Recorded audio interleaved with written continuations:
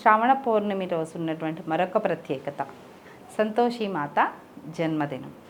ఈ సంతోషీమాత జన్మదినం శ్రావణ పౌర్ణమి రోజే ఎందుకు వచ్చింది అంటే దానికి ఒక చిన్న రాఖీ పౌర్ణమికి ఈ సంతోషీమాత జన్మదినానికి ఒక సంబంధం ఉందండి. ఒకసారి గణపతికి ఆయన సోదరి అయినటువంటి మానసాదేవి వచ్చి ఆ రక్షాబంధన కట్టి వెళ్ళిపోయింది. అది చూసి గణపతికి 2 కుమారులు ఉన్నారు, క్షేమంకరం లాభం. వారిద్దరూ నాన్న మాకు కూడా కట్టవా అని అడిగితే లేదు, ఇది సోదరు ఉన్నవాళ్లే కట్టించుకోవాలి అని చెప్పాడు ఆయన. సరే, తన స్నేహితులను చూస్తే అందరి చేతులకి అవి కనిపిస్తున్నాయి, తన చేతికి మా ఇద్దరి చేతులకి లేవు, మాకు కూడా ఒక సోదరి కావాలి అని వారిద్దరూ గొడవ చేయటం మొదలుపెట్టారు. గణపతికి ఏం చేయాలో అర్థం కాలేదు. సిద్ధి బుద్ధి ఆయన భార్య వాళ్ళ దగ్గరికి వెళ్ళి పిల్లవాళ్ళిద్దరు ఇలా గొడవ చేస్తున్నారు, ఏం చేయాలి ఇప్పుడు అని వాళ్ళ ముగ్గురు కూర్చుని ఆలోచించుకుంటూ ఉండంటే అదే సమయానికి నారద మహర్షి అక్కడికి వచ్చి, వినాయక ఇంత సందిగ్ధంలో ఉన్నావు, ఏమైంది, నీకే అందరి విఘ్నాలని దూరం చేసేటువంటి వాడివి, నీకే చిక్కు ప్రశ్న ఏమన్నా వచ్చిందా అని అడిగితే, ఇలా నా కుమారులిద్దరూ సోదరి కావాలని గొడవ చేస్తున్నారు, వారికి కూడా రక్షాబంధన్ కట్టాలంట, ఇలా గొడవ చేస్తున్నారంటే మరి నీవు తలుచుకుంటే కానిదేముంది, నీకు 3 అమ్మలు ప్రార్థించు, వారే నీకు దారి చూపిస్తారు అని.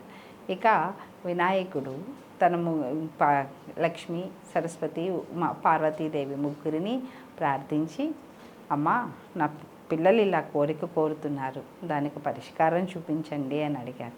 అప్పుడు వాళ్ళ ముగ్గురు తమ తమ శక్తులతో ఒక స్త్రీమూర్తిని సృష్టించి ఆయనకి గణపతికి ఇచ్చారనమాట.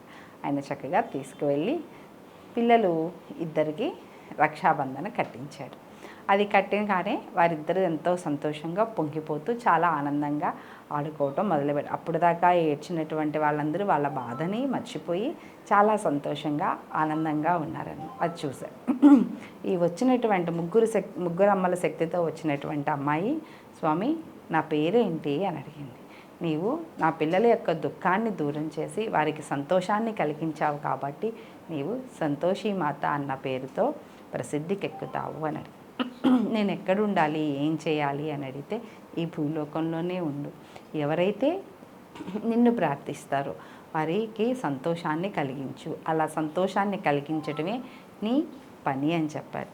అంటే మనకున్నటువంటి బాధలని కష్టాలని ఎప్పుడైతే మనిషి తనకున్నటువంటి బాధలు కష్టాలు ఇవన్నీ కోరికలు అవి దూరమయ్యి కోరికలు తీరుతాయో అప్పుడు సంతోషంగా ఉంటాడు కదా. మరి అవి తీరాలి అంటే తనకు వచ్చినటువంటి కష్టం దూరం అవ్వాలి అంటే భగవంతుడిని ఆశ్రయిస్తాడు. తన ప్రయత్నం తను చేస్తూ దానితో పాటు భగవంతుడిని కూడా ఆశ్రయిస్తాడు. అలా ఆశ్రయించినప్పుడు అమ్మవారిని సంతోషీమాతను ఆశ్రయిస్తే ఆ బాధ దుఃఖాలు ఉన్నటువంటి కష్టాలన్నీ పోయి వారికి సంతోషం ఆనందమే కలుగుతుంది. అందుకని సంతోషీమాత పూజ చేయటం, ఆమెను ఆరాధించటం అనేటువంటిది వచ్చింది. ఆ మాత వచ్చిందే సంతోషాన్ని కలిగించడం కోసం కాబట్టి ఆమెను ఆరాధించి సంతోషాన్ని పొందమని చెప్పారు. ఈ సంతోషీమాతను ఆరాధించటం అనేటువంటి సంప్రదాయం ఎక్కువగా ఉత్తరాదిలోనే ఉంటుంది. అది కూడా నేపాల్ అటువంటి ప్రాంతాల్లో ఎక్కువగా ఉండేది. కానీ ఈ మధ్య అందరం అన్నీ చేస్తున్నాం కదా, ఏది కూడా తప్పు కాదు, చేయటం తప్పు కాదు, ఆనవాయితీ లేదని అనుకోవాల్సిన అవసరము లేదు. ఏదైనా దైవ కార్యమే, అమ్మవారిని ఆరాధించడమే, అందులో ఆరాధించడంలో దోషం లేదు, తప్పకుండా చక్కగా చేసుకోవచ్చు. ఇది సంతోషీమాత జనన గాథ. ఈ రాఖీ పండగ రోజే పిల్లలిద్దరికీ రాఖీ కట్టడం కోసమే ఆమె ఉద్భవించింది కాబట్టి, అది కూడా శ్రావణ పౌర్ణమి రోజు కాబట్టి ఈ శ్రావణ పౌర్ణమి రోజు సంతోషీమాత జన్మదినంగా భావించి ఆ రోజు అమ్మవారికి ఉత్సవాలు అవన్నీ చేస్తూ ఉంటారనమాట. ఇది రాఖీ పౌర్ణమికి సంతోషీమాత జన్మదినానికి ఉన్నటువంటి సంబంధం. ఈ మరి రాఖీ పౌర్ణమి ఎప్పుడు శ్రావణ పౌర్ణమి రోజే వస్తుంది కాబట్టి ఆ శ్రావణ పౌర్ణమి రోజు సంతోషీమాత జన్మదినం. ఆ రోజు ఆమెకి విశేషంగా పూజాది కార్యక్రమాలు చేయటం అనేది ఆచారంగా వచ్చింది. ఇలా మనం కూడా ఆ సంతోషీమాతకి ఆరాధన చేసుకుని ఆమె ద్వారా మన జీవితంలో సంతోషం ఉండేటట్లు చూసుకుందాం. ఇప్పటివరకు సెలవు. మరొక కార్యక్రమంతో మరలా మీ ముందుకు వస్తాను. అప్పటి వరకు సెలవు. నమస్కారం. Please subscribe to the channel and download the Politicos app from the links in the description.